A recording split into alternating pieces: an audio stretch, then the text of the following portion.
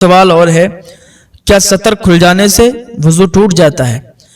دیکھیں، سطر کھلنے سے وضو نہیں ٹوٹتا ہے۔ ایک سوال اور ہے کہ ٹوائلٹ میں قبلہ کی طرف منہ یا پیٹھ کرنا کیسا ہے؟ دیکھیں، ٹوائلٹ جو ہے ہندوستان میں مسلمانوں کو چاہیے کہ اتر دکن کی بنائیں، پورب پچھم کی نہ بنائیں۔ کعبے کی طرف نہ پیٹھ کر کے بیٹھیں نہ چہرہ کر کے بیٹھیں۔ جن کے گھر میں پورب پچھم کی ٹوائلٹ بنی ہے تو وہ اپنی ٹوائلٹ کو سنبھلوا لیں، اتر دکن کروا لیں۔ 5-10 ہزار روپے میں کچھ نہیں ہوگا، بہت بڑے گناہ سے بچو گے۔ اگر ایسا نہیں کرو گے تو گناہگار ہوگے۔ لہٰذا اتر دکن کی بنوائیں، پورب پچھم کی نہ بنوائیں۔ کیا لوٹے یا گلاس کو 5 انگلیوں سے پکڑ سکتے ہیں؟ لوٹے اور گلاس کو 5 انگلیوں سے پکڑنے میں کیا حرج ہے؟ لوگ کہتے ہیں کہ 4 انگلیوں سے یا 3 انگلیوں سے پکڑا جائے، ایسا کچھ نہیں ہے۔ 5 انگلیوں سے آپ لوٹے یا گلاس کو پکڑ سکتے ہیں۔ ایک سوال اور ہے، کیا بچے کو دودھ پلانے سے عورت کا وضو ٹوٹ جاتا ہے یا نہیں؟ دیکھیں، بچے کو دودھ پلانے سے یہ عوام میں بھی کچھ ایسے رواج ہو جاتے ہیں اور وہ بہت پہلے سے چلتے ہوئے ہوتے ہیں، ان کو ٹھیک کرنے کی کوئی کوشش نہیں کرتا۔ اگر انہیں بتایا بھی جاتا ہے کہ بھائی یہ غلط ہے تو لوگ اس پر عمل نہیں کرتے، کہتے ہیں آپ غلط بول رہے ہیں، ہم تو اپنے پرخوں سے کرتے ہوئے آئے ہیں، ہمارے باپ دادا یہی کرتے آ رہے ہیں۔ جو بات اگر کوئی پڑھا لکھا انسان آپ کو بتاتا ہے تو اس کی بات ماننا چاہیے۔ اگر کوئی عالم دین آپ کو سمجھا رہا ہے تو اس کی بات ماننا چاہیے۔ اب یہ سوال ہے، کیا بچے کو دودھ پلانے سے عورت کا وضو ٹوٹے گا یا نہیں؟ تو بچے کو دودھ پلانے سے عورت کا وضو نہیں ٹوٹے گا۔ سوال اور ہے، کیا دودھ پیتے ہوئے بچے کا پیشاب پاک ہے یا ناپاک؟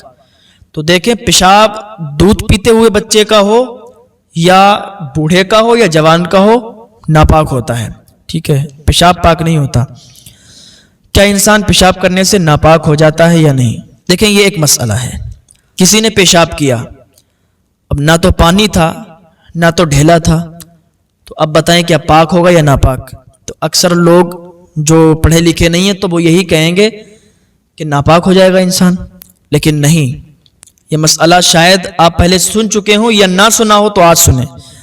اگر کسی نے پیشاب کر لیا، پانی یا کوئی ڈھیلا نہیں ملا، تب بھی وہ ناپاک نہیں ہوگا۔ جو بھی پیشاب کی چھینٹیں، پیشاب کے قطرے اگر کپڑے پر لگ گئے تو کپڑا ناپاک ہوگا، انسان ناپاک نہیں ہوگا۔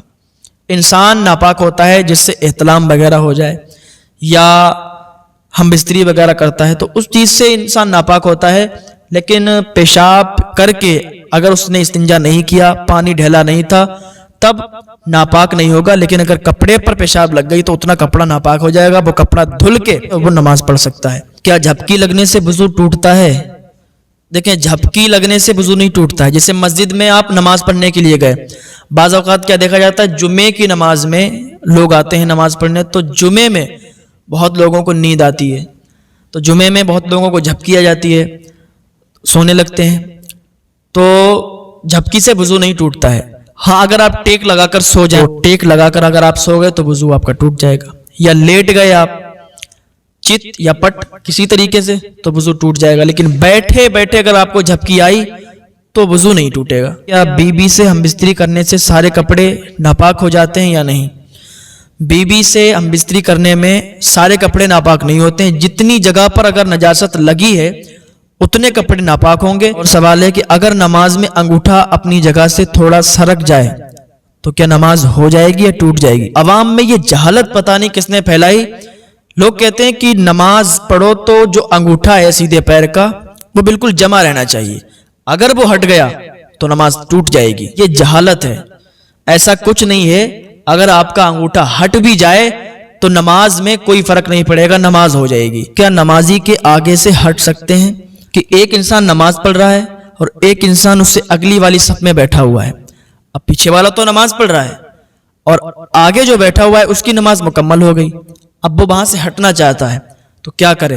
اسی بات پر ایک انسان کا ایک سے جھگڑا ہو گیا، وہ صاحب نماز پڑھ رہے تھے اور ان کے آگے جو بیٹھے تھے وہ آگے سے ہٹ گئے اور یہ نماز پڑھتے رہے، تو انہوں نے بعد میں بڑا جھگڑا کیا کہ آپ میرے آگے سے ہٹے کیوں، یہ گناہ ہے، یہ جائز نہیں ہے۔ تبھی تو کہتے ہیں علماء سے ملیں، علماء سے پوچھا کریں، کوئی مسئلہ آپ کا پھنسا ہوا ہو تو آپ اپنے علماء سے پوچھا کریں کہ یہ مسئلہ ہمیں نہیں معلوم ہے، اس کو لہٰذا آپ حل کریں۔ تو انشاءاللہ آپ کو پتہ چلے گا کہ نمازی کے آگے سے ہٹ سکتے ہیں، گزر نہیں سکتے۔ ایک نمازی نماز پڑھ رہا ہے اور ایک اگلی والی صف میں اس کے سامنے بیٹھا ہوا ہے، اس کی نماز مکمل ہو گئی تو وہ اب آگے سے ہٹ سکتا ہے۔ جو شخص نماز چھوڑتا ہے اور وظائف پڑھتا ہے تو کیا اس کے وظائف قبول ہوں گے یا نہیں؟ جو شخص فرض نماز چھوڑتا ہے اور وظائف کی طرف بھاگتا ہے، وظائف پڑھتا ہے، تو ایسا شخص اس کے کوئی وظائف قبول نہیں ہوں گے۔ اگر کوئی فرض چھوڑ کر نفل ادا کرتا ہے تو نفل قبول نہیں۔ حضرت عمر رضی اللہ تعالیٰ عنہ نے ایک مرتبہ دیکھا کہ ایک صحابی فجر کی جماعت میں شامل نہیں ہو پائے، تو آپ جب ان کے گھر کی طرف سے گزرے تو ان کی والدہ سے کہنے لگے کہ آج وہ فلاں صحابی جماعت سے شامل نہیں ہو پائے، کیا بات ہے؟ تو ان کی والدہ کہنے لگی کہ آج انہوں نے پوری رات وظائف کیے، پوری رات انہوں نے وظیفے پڑھے، نفل ادا کی، اسی وجہ سے ان کی آنکھ لگ گئی اور وہ جماعت میں شامل نہیں ہو پائے۔ تو حضرت عمر رضی اللہ تعالیٰ عنہ کہتے ہیں کہ پوری رات وظائف کرنے سے بہتر ہے کہ فجر کی جماعت میں شامل ہو۔ کیا بغیر رومالی والا پیجامہ یا تہمد پہن کر نماز ہو جائے گی یا نہیں؟ بغیر رومالی والا اگر پیجامہ ہے اس کو پہن کر نماز ہو جائے گی، یا تہمد پہن کر کوئی نماز پڑھتا ہے تو اس کو پہن کر بھی نماز ہو جائے گی۔ لوگ یہ کہتے ہیں کہ اگر تہمد کے اندر کچھ نہیں پہنا یا پاجامہ میں رومالی نہیں تو نماز نہیں ہوگی، یہ لوگوں میں غلط ہے، غلط مشہور ہے، بلکہ نماز ہو جائے گی۔ پاجامہ یا پینٹ کی مہری موڑ کر نماز ہو جائے گی یا نہیں؟ پہلی بات تو پیجامہ یا پینٹ ایسی بنائیں کہ اس کو موڑنے کی ضرورت نہ پڑے، اور اگر وہ لمبی ہے تو اس کو اپنے حال پر چھوڑ دیں، اس کو سمیٹے نہیں، اس کو پلٹے نہیں۔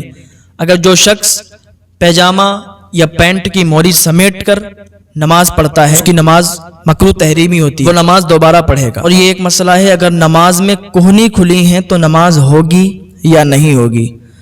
یہ تو اکثر لوگوں میں پایا جاتا ہے، ایک مسجد میں نہیں اور ایک جگہ نہیں، ہر جگہ آپ دیکھیں گے تو آپ کو ایسے لوگ ملیں گے جو کوہنی کھول کر نماز پڑھتے ہیں، یعنی ہاف ٹی شرٹ میں نماز پڑھتے ہیں۔ ہاف ٹی شرٹ پہننے والوں کی نماز مکروہ ہوگی۔ فتاوی رضویہ جلد 3 صفحہ نمبر 416 میں یہ موجود ہے۔ جب بھی کوئی کسی کو غلط کرتے ہوئے دیکھا کرے تو اکیلے میں سمجھا دیا کرے۔ اور ایک مسئلہ اور یہ ہے، کیا چھوٹے بچوں کو مسجد میں لا سکتے ہیں؟ دیکھیں، چھوٹا بچہ اگر ہے تو اس کو مسجد میں لانے کی اجازت نہیں ہے۔ ایسا بچہ ہو کہ جو سمجھدار ہو تو اس کو مسجد میں لائیں۔ بعض لوگ کہتے ہیں کہ اگر بچوں کو مسجد میں لائیں گے نہیں تو انہیں پتہ کیسے چلے گا نماز کے بارے میں، انہیں کیسے سکھایا جائے گا؟ تو ہم کہتے ہیں کہ ان کو سکھانے کے لیے مدارس بنے ہوئے ہیں، مدارس میں سکھاؤ، گھر پہ سکھاؤ، کیونکہ آقا صلی اللہ تعالیٰ علیہ وسلم فرماتے ہیں کہ اپنی مسجدوں کو بچاؤ بچوں سے، پاگلوں سے، خریدنے اور بیچنے سے، زور زور سے آواز کرنے والوں سے۔